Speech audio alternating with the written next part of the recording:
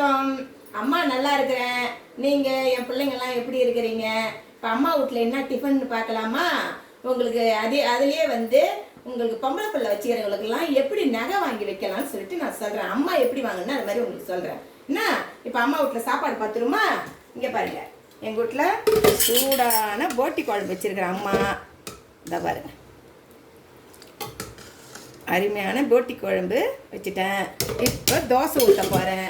தோசை எண்ணெயே இல்லாமல் ரோஸ்ட்டு மாதிரி ரேஷன் அரிசியில் சுட போகிறேன். இந்த பாருங்கள், இதை மாதிரி எண்ணெய் துணி வச்சுருக்குங்க. எண்ணெயே ஊற்றாமல் எண்ணெய் துணி இப்படி வச்சுட்டு இதை பாருங்கள், மெலிசான இதை பாருங்கள் இப்படி வச்சு தீயை கம்மி பண்ணிவிட்டு இப்படி மெலிசாக ஊற்றுங்க. ரோஸ்ட்டு மாதிரி நல்லா ரோஸ்ட்டு மாதிரி வரும். இதை பாருங்க, இதை வச்சுட்டு எண்ணெய் இங்கே பாருங்க, அம்மா கரண்டியில் எண்ணெய் இருக்குதா பாருங்க? இருக்காது, ஒரு சொட்டு தான். இந்த பாருங்க, இப்படியே விடுவேன். இப்படி விட்டுட்டு கட்டி போட்டு மூடிடுவேன். இப்போ தீ அதிகமாக வச்சுக்கோங்க. அம்மா எப்படி நகை வாங்கலாம்னு சொன்னேன் பார்த்தீங்கன்னா, நம்மளுக்கு எவ்வளோ பணம் வந்தாலும் நம்மளுக்கு செலவாயிடும், இருக்காது, கையில் தங்காது. அப்போ நம்ம என்ன பண்ணணும்னா, நம்ம காசு இல்லைன்னு சொல்லிட்டு ஒரு 100 ரூபாய் நீங்கள் எடுத்து எங்கேயாவது டப்பாவில் வச்சுடுங்க. அதை எடுக்காதீங்க அவ்வளோ சீக்கிரத்தில். ஒரு உங்களால் 100 ரூபா போடுங்க, இல்லை 50 ரூபா போடுங்க. இப்போ நான் ஒரு இது சொல்கிறேன்னா, 100 ரூபாய் நீங்கள் போட்டிங்கன்னு வச்சுக்கிங்களேன், ஒரு மாதத்தில் ஆச்சு 3000 ரூபாய் ஆயிடுச்சு. அப்போ 3 மாதத்தில் 9000 ஆயிடுச்சு. நம்ம போய் 1 கிராம் வாங்கிட்டு வந்துடணும். அந்த காசை எடுத்தும்போது 1 கிராம் வாங்கிடணும். இதே சேமித்து ஒரு கிராம காது இல்லாத காசாக வாங்குங்க. கொடுப்பாங்க காது இல்லாத காசு, கூலி அவ்வளோவா இருக்குது.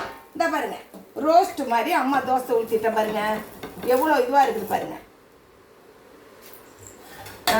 இந்த பாருங்க, எவ்வளோ மெலிசாக இருக்குது பாருங்க இந்த தோசை. இதை வேற பிள்ளைங்களாம் இப்படி தான் கேட்பாங்க.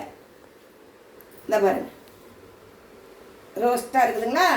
இந்த பாருங்க, இதை மாதிரி வச்சு போட்டி குழம்பு ஊற்றி சாப்பிட்டு பார்த்தீங்கன்னா உங்களுக்கு சூப்பராக இருக்கும். இதில் நான் முருங்கைக்காய் போட்டிருக்கிறேன், கத்திரிக்காய், கடலப்பருப்புலாம் போட்டிருக்கிறேன். மாதிரி செஞ்சு டிஃபன் சாப்பிடுங்க. அப்புறம் அந்த நகை வாங்குறது சொன்னீங்களா, 1 பவுன் வாங்கினதை ஒரு கிராமம் வாங்கிட்டீங்களா, உங்களுக்கு என்ன நகை தேவை? 1 பவுனில் செயின்னா இப்போ 4 காசு கொடுத்துட்டு 1 பவுன் செயின் எடுத்துன்னு வந்துடலாம். ஆனால் நீங்கள் இதே 1 பவுனாக நீங்கள் போய் எடுக்கணும், ஒரு 50,000 1 லட்சம்னா நம்மளால் முடியாது, மிடில் கிளாஸ்க்கெலாம். அப்போ நான் இதை மாதிரி தான் நான் நகையெல்லாம் சேர்த்தேன். நீங்களும் அதே மாதிரி என்னையே ஃபாலோ பண்ணி நீங்கள் இந்த மாதிரி சேருங்க. பொம்பளை பிள்ளை வச்சேன், பொம்பளை பிள்ளை இப்போ சின்னதாக இருக்கும் போதே சேர்க்க ஆரம்பிச்சிடுங்க. அப்போ நம்மளுக்கு பாரம் தெரியாது. அம்மா சொன்ன மாதிரி செய்யுங்கன்னா